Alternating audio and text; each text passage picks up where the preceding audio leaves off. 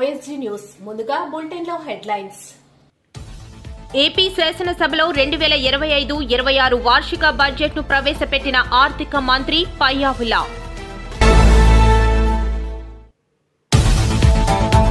తల్లికి వందనంపై కీలక ప్రకటన చేసిన కూటమి ప్రభుత్వం. దేశం, రాష్ట్రం అభివృద్ధికి దోహదపడేది వ్యవసాయ రంగం, మంత్రి అచ్చెన్న. ప్రధానమంత్రి మోదీపై విమర్శలు గుప్పించిన పాల్. పోసాని అక్రమ అరెస్ట్ను ఖండిస్తున్నాం, మాజీ ఎమ్మెల్యే పుష్ప శ్రీవాణి. గంజాయి కేసులో నిందితుడికి 10 ఏళ్ల జైలు శిక్ష పడింది, నర్సీపట్నం డీఎస్పీ. పలాస ప్రజలకు శుభవార్త చెప్పిన కేంద్ర మంత్రి రామ్మోహన్ నాయుడు. ఏపీ ప్రభుత్వం ప్రవేశపెట్టిన రాష్ట్ర బడ్జెట్పై వైసీపీ ఎమ్మెల్సీ బొత్స సత్యనారాయణ విమర్శలు.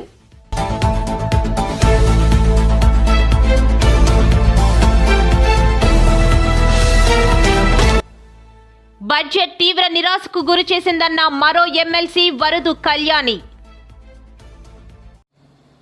దేశం, రాష్ట్రం అభివృద్ధికి దోహదపడేదే వ్యవసాయ రంగమని మంత్రి అచ్చెన్న అన్నారు.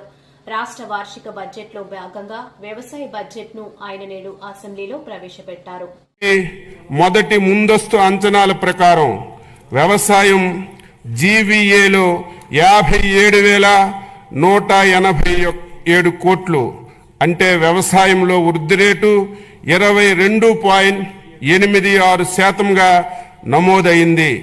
గత ప్రభుత్వం భూసార పరీక్షలను పూర్తిగా విస్మరించింది.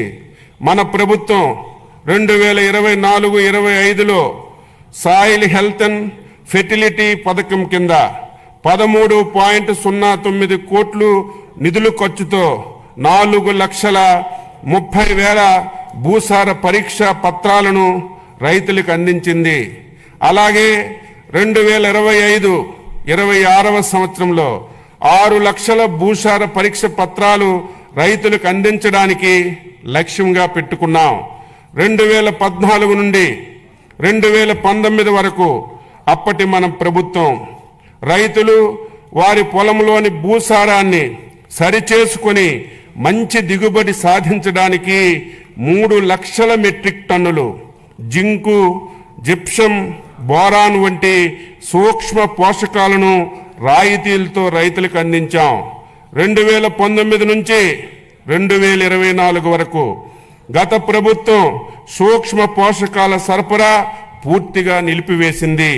తిరిగి మన ప్రభుత్వం 2025-26వ సంవత్సరంలో 5.98 లక్షల హెక్టార్ల విస్తీర్ణంలో రైతులకి రాయితీపై సూక్ష్మ పోషకాలు పంపిణీ చేయడానికి నిర్ణయించాం. ప్రస్తుతం భూసారాన్ని తెలుసుకోవడానికి వాడుతున్నటువంటి సాంప్రదాయక వెట్ కెమిస్ట్రీ స్థానంలో డైకెమిస్ట్రీ పద్ధతిని వినియోగంలోకి తీసుకురావడానికి చర్యలు తీసుకుంటున్నాం. 2024-25వ సంవత్సరంలో 7.88 లక్షల క్వింటాల విత్తనాలను 268.32 కోట్ల రాయితీతో రైతు సేవా కేంద్రాల్లో పంపిణీ చేశాం. గత ప్రభుత్వం చెల్లించకుండా బకాయిలు పెట్టినటువంటి 120 కోట్లు విత్తన రాయితీని ఈ ప్రభుత్వం చెల్లించింది. ఇంకను 100 కోట్లు చెల్లించబోతున్నాం. 2025-26వ సంవత్సరానికి రాయిని విత్తన పథకానికి 240 కోట్లు బడ్జెట్లో ప్రతిపాదిస్తున్నాం. 2024-25లో 35.87 లక్షల మెట్రిక్ టన్నుల ఎరువులను సహకార సంస్థలు, రైతు సేవా కేంద్రాలు, ప్రైవేటు వర్కర్ల ద్వారా సరఫరా చేశాం. అలాగే 2025-26వ సంవత్సరంలో రాష్ట్రానికి అవసరమైనటువంటి 41.38 లక్షల మెట్రిక్ టన్నుల ఎరువులు సరఫరాకు చర్యలు తీసుకుంటున్నాం. 2025-26లో ఏపీ శాసనసభలో 2025-26 వార్షిక బడ్జెట్ను ఆర్థిక మంత్రి పయ్యావుల కేశవ్ ప్రవేశపెట్టారు. 3.2 లక్షల కోట్లతో బడ్జెట్ను సభ ముందుకు తీసుకొచ్చారు. కూటమి ప్రభుత్వం అధికారంలోకి వచ్చిన తర్వాత తొలిసారిగా పూర్తిస్థాయి బడ్జెట్ను ప్రవేశపెట్టారు. గత పాలకుల విధానాల వల్ల ఆంధ్రప్రదేశ్ ప్రభుత్వాన్నే కాంట్రాక్టర్లు బ్లాక్ లిస్ట్ లో పెట్టి పనులు చేయడానికి ముందుకు రాని పరిస్థితి ఏర్పడింది. ఈ పరిస్థితి నుంచి రాష్ట్రాన్ని తప్పించాం. 24 నుండి రాష్ట్ర ఆర్థిక వ్యవహారాలను సమర్థవంతంగా నిర్వహించడం ద్వారా రాష్ట్ర ప్రభుత్వాన్ని గాడిలో పెడుతున్న విధి విధానాలను ముచ్చుకు కొన్ని తెలియజేస్తున్నాను. జూన్ 12, 2020 నాటికి ఉన్న 23,556 కోట్ల రూపాయలను వేల కోట్ల రూపాయల బకాయిలను చెల్లించాం. అధ్యక్ష, గత ప్రభుత్వం 93 కేంద్ర ప్రాయోజిత పథకాలను నిలిపివేసింది. 9,371 కోట్ల రూపాయల బకాయిలను చెల్లించడం ద్వారా 74 పథకాలను మా ప్రభుత్వం పునః ప్రారంభించింది. దీనివల్ల కేంద్రం ప్రభుత్వం నుంచి మన రాష్ట్రానికి మరిన్ని నిధులు అందాయి.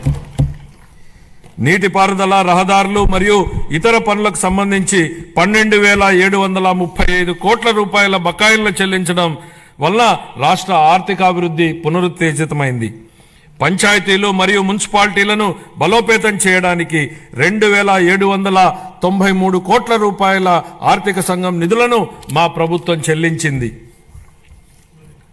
ఎన్టీఆర్ భరోసా, ఎన్టీఆర్ వైద్య సేవ మరియు దీపం 2.0 పథకాలకు 31,613 వేల కోట్ల రూపాయల్ని మా ప్రభుత్వం విడుదల చేసింది. మన రాష్ట్ర అభివృద్ధికి ఎన్డీఏ కట్టుబడి ఉంది. గౌరవ ప్రధానమంత్రి శ్రీ నరేంద్ర మోడీ గారి సహకారంతో పోలవరం నీటిపారుదల ప్రాజెక్టు మరియు అమరావతి రాజధాని ప్రాజెక్టులను మా ప్రభుత్వం మళ్లీ పట్టాలెక్కించగలిగింది.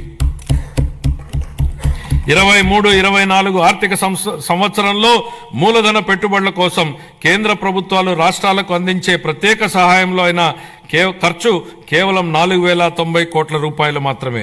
24-25 ఆర్థిక సంవత్సరంలో మన రాష్ట్రానికి గణనీయంగా 7,200 కోట్ల రూపాయల మేర కేటాయింపులు పెరిగాయని గౌరవ సభకు తెలియజేయడానికి ఎంతో సంతోషిస్తున్నాను. మార్చి 31, 2025 నాటికి ఈ కేటాయింపులు మరింత పెరిగే అవకాశం ఉంది. మా ప్రభుత్వం పాలనా పగ్గాలు చేపట్టాక రాష్ట్ర ఆర్థిక వృద్ధి మళ్లీ గాడిలో పడింది. 24-25 ఆర్థిక సంవత్సరం మొదటి ముందస్తు అంచనాల ప్రకారం రాష్ట్ర స్థూల దేశీయ ఉత్పత్తి 12.94% వృద్ధి చెందింది. అన్ని ముఖ్యమైన రంగాలు మరింత బలం పుంజుకున్నాయి. వీటిలో వ్యవసాయం మరియు అనుబంధ రంగాలు 15.86%, పరిశ్రమలు 6-7% వృద్ధిని సాధించగా సేవల రంగం 11.7% వృద్ధిని సాధించగలిగాయి. జూన్ 2024 నుంచి అతి తక్కువ సమయంలోనే మా ప్రభుత్వం మేనిఫెస్టోలో ఇచ్చిన ఈ కింది ప్రధాన హామీలను నెరవేర్చింది. ఎన్టీఆర్ భరోసా పెన్షన్లను నెలకు 4,000 రూపాయలకు పెంచడం.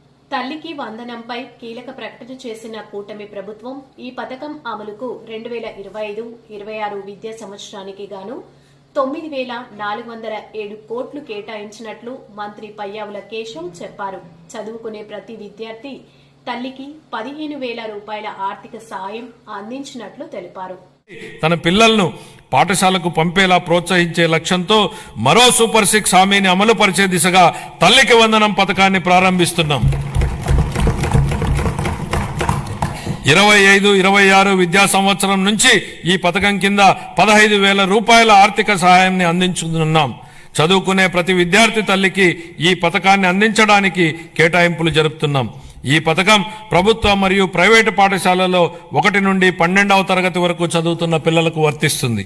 అదేవిధంగా సర్వేపల్లి రాధాకృష్ణ విద్యామిత్ర పథకం ద్వారా 35.69 లక్షల మంది విద్యార్థులకు ఉచితంగా పుస్తకాలు, యూనిఫామ్లు, డొక్కా సీతమ్మ మధ్యాహ్న బడి భోజనం పథకం ద్వారా విద్యార్థులకు పౌష్టికాహారాన్ని అందిస్తున్నాం.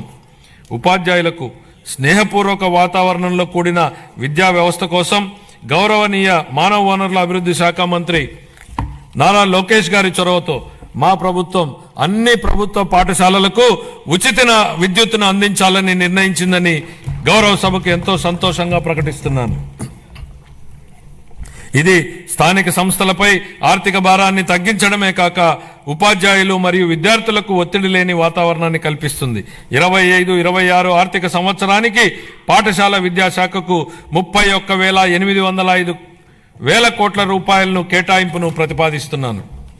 ఉన్నత విద్య భవిష్యత్ సవాళ్లను విద్యార్థులకు సిద్ధం చేయడానికి మరియు అందరికీ సమాన అవకాశాలు కల్పించడం కోసం బలమైన సమ్మిళిత ఉన్నత విద్యా వ్యవస్థ నిర్మించడానికి ప్రభుత్వం అంకిత భావంతో ఉంది.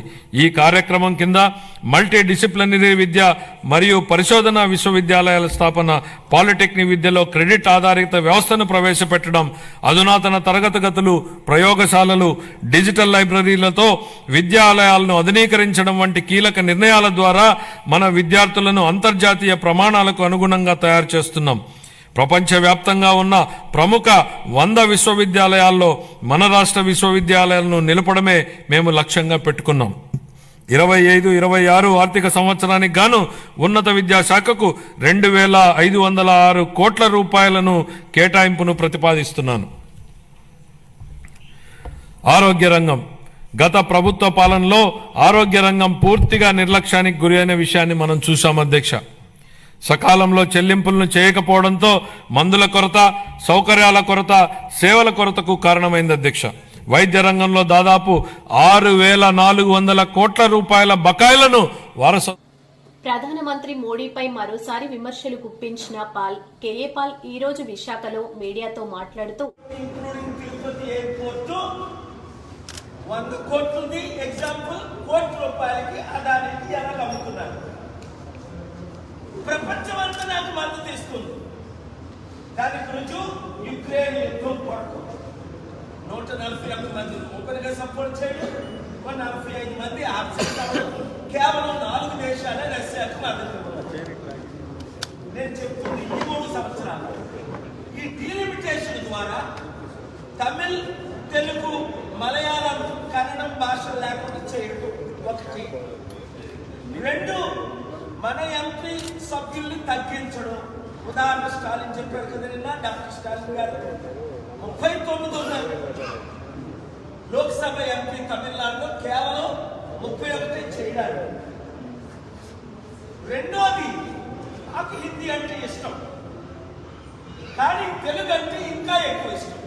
ఎందుకు? అది నా మాతృభాష. ఇప్పటికే 9 రీజనల్ మదర్ టంగ్ ఉంది హిందీ పేట సర్వనాశనం చేసేశారు. ఆ విషయం మీకు తెలుసు. ఏ లాంగ్వేజ్ అని స్టాలిన్ గారు కూడా నేను ట్వీట్ చేశారు. మరి మన తెలుగు మాతృభాష మనం వదులుకోగలమా? ఇప్పుడున్న తెలుగు రాజకీయ నాయకులందరూ దద్దమ్మలో, మోదీ తొత్తులు, మోదీ చెంచాలు, మోదీ కూర్చోంటే కూర్చుంటారు. అందుకే ఒకప్పుడు ఎంపీ ఉండవల్లి అరుణ్ కుమార్ కూడా అన్నాడు, 25 సీట్లు ఆంధ్రప్రదేశ్లో వైసీపీ గెలిచినా, టీడీపీ గెలిచినా, బీజేపీ గెలిచినట్టే బీజేపీ ఖాతాలో. అదే కదా మన రాష్ట్రానికి ఏ అభివృద్ధి లేదు. స్టీల్ ప్లాంట్ 8 లక్షల కోట్లు తప్పిస్తుంటే 5 ఆర్డర్లు తీసుకొచ్చి ఆపిన వ్యక్తి నేను ఒకనే. ఇప్పటికి కూడా స్టీల్ ప్లాంట్ అమ్మకుండా ఏపీ హైకోర్టులో స్టేటస్ కో ఉంది. ఇప్పుడు మనకి ఇచ్చిన ఆదాయం ఏంటి? పోలవరానికి కానీ, స్టీల్ ప్లాంట్ కానీ అప్పులు సర్వనాశనం అయిపోయింది.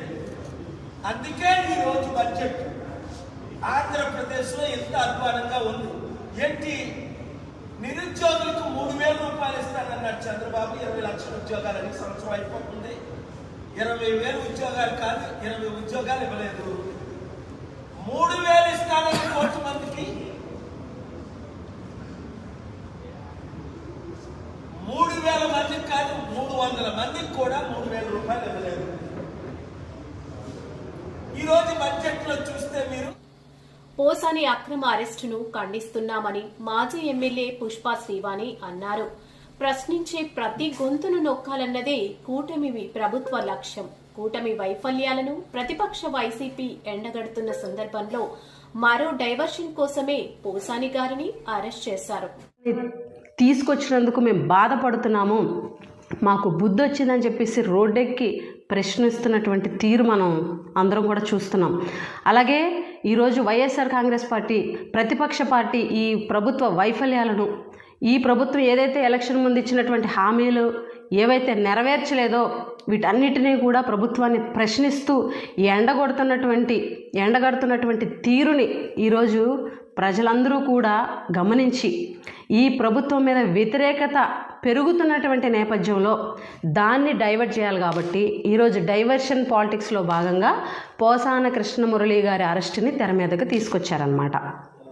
ఈరోజు ప్రశ్నించే గొంతు ప్రతిదీ నొక్కేటువంటి ప్రయత్నం మీరు కావాలంటే అబ్జర్వ్ చేయండి. ఈరోజు ప్రతిపక్ష పార్టీ అనేటువంటి వైఎస్ఆర్ కాంగ్రెస్ పార్టీ అసెంబ్లీలో ప్రధాన ప్రతిపక్షంగా గుర్తించండి అని చెప్పేసి అడుగుతుంటే, డిమాండ్ చేస్తుంటే, ఈరోజు అధికార పార్టీలో ఉన్నటువంటి పెద్దలందరూ కూడా మేము ప్రధాన ప్రతిపక్ష హోదా ఇవ్వము అని చెప్పేటువంటి పరిస్థితి.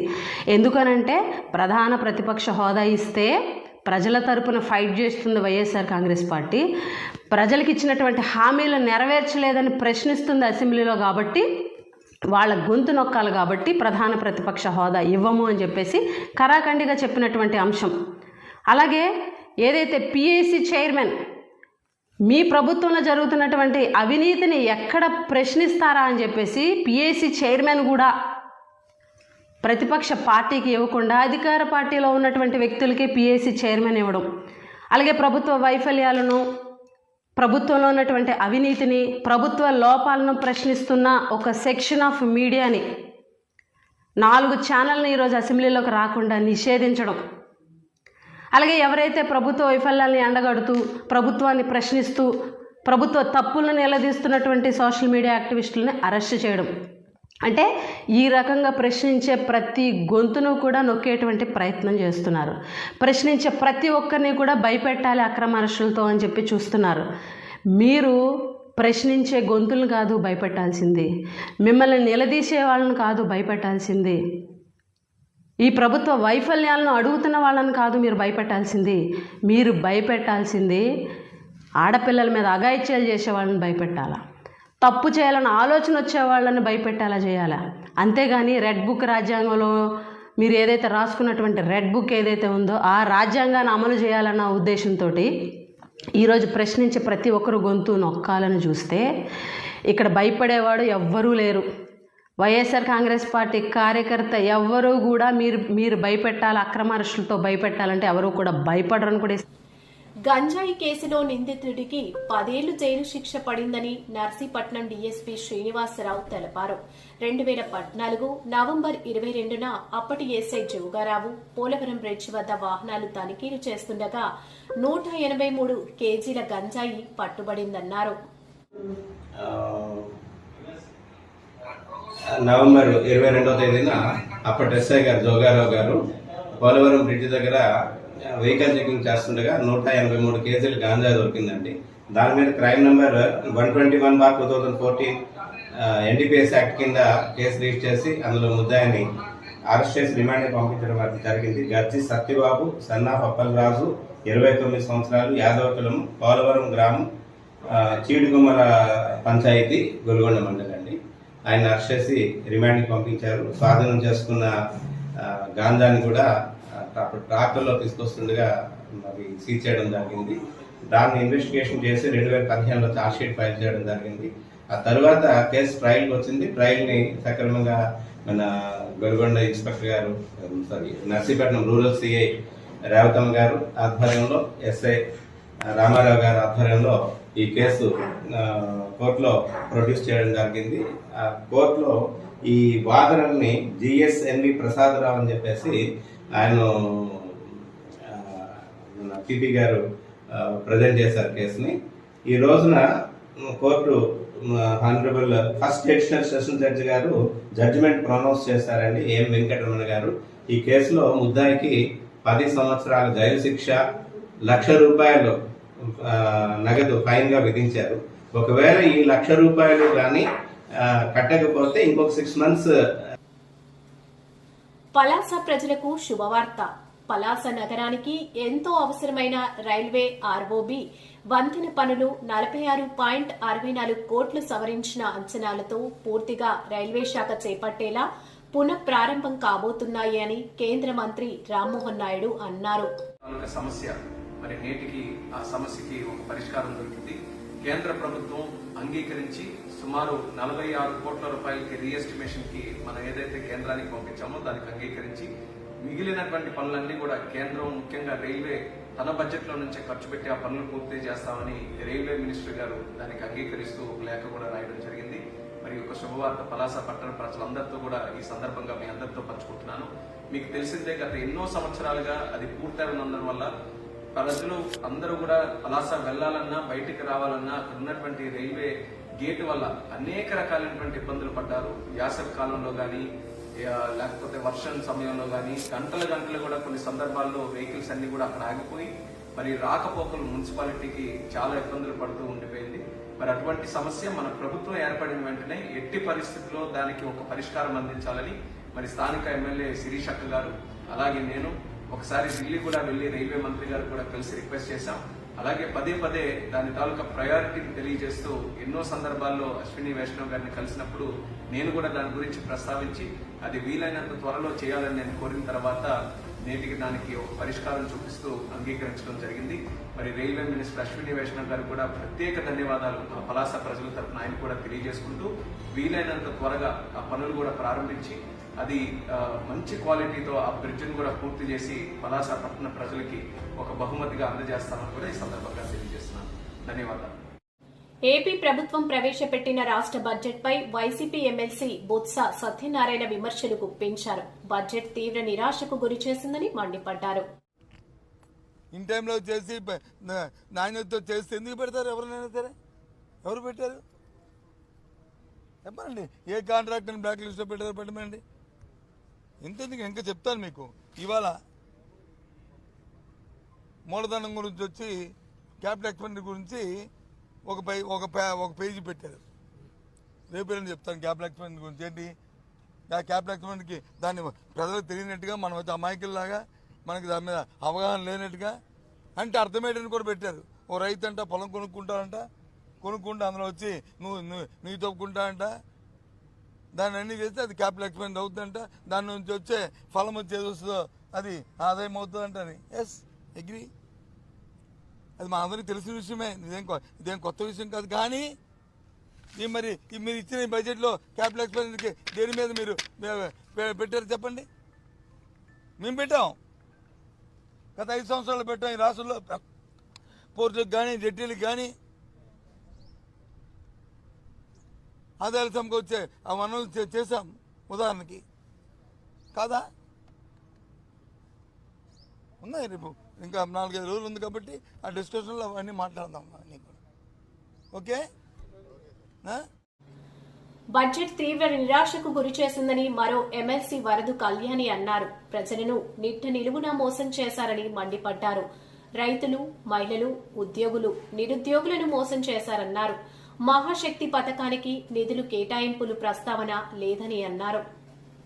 నెట్ట నిలువుగా అసలు ఎన్ని పథకాలు సూపర్ 6 అంటూ ఆ రోజు ప్రవేశపెడతామని ఎన్నికల టైంలో హామీ ఇచ్చి ఈరోజు ఏ ఒక్కటి ప్రవేశపెట్టిన పరిస్థితి. అసలు వీళ్ళు ఎందుకు అధికారంలోకి వచ్చారు?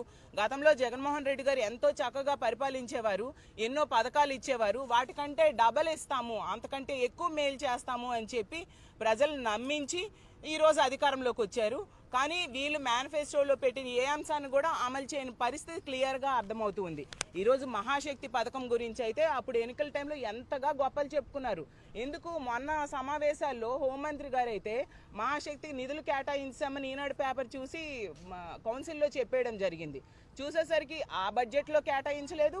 ఈ రోజు ప్రవేశపెట్టిన బడ్జెట్లో కూడా మహాశక్తి పథకానికి అంటే 19 సంవత్సరాల నుంచి 59 సంవత్సరాలు ఉన్న మహిళలకి నెలకి 1500 చొప్పున ఇస్తాననే ఆ పథకానికి రూపాయి కూడా కేటాయించిన పరిస్థితి ఈరోజు బడ్జెట్ అసెంబ్లీ కౌన్సిల్ సాక్షిగా ప్రజలందరికీ తెలిసిపోయింది. అలాగే తీసుకుంటే 20 లక్షల ఉద్యోగాలు ఇస్తాము లేదా 3000 రూపాయలు నిరుద్యోగ భృతి అన్నారు. దానికోసం కూడా ఒక్క రూపాయి కూడా కేటాయించకుండా నిరుద్యోగులు నెట్ట నిలువుగా మోసం చేసిన పరిస్థితి అందరూ చూసాం. అలాగే తీసుకుంటే ఫ్రీ బస్సు ఎన్ని గొప్పలు చెప్పారు ఫ్రీ బస్ కోసం. అసలు ఆంధ్ర రాష్ట్రంలో మహిళలందరూ ఎంతో ఆశగా ఫ్రీ బస్ కోసం ఎదురు చూసే పరిస్థితి, దాని ఊసే ఈ బడ్జెట్లో పెట్టని పరిస్థితి. అలాగే తల్లికి వందనం, అలాగే రైతు భరోసా, ఈ 2 పథకాలకైతే అరాకొర నిధులు కేటాయించారు. అసలు తల్లికి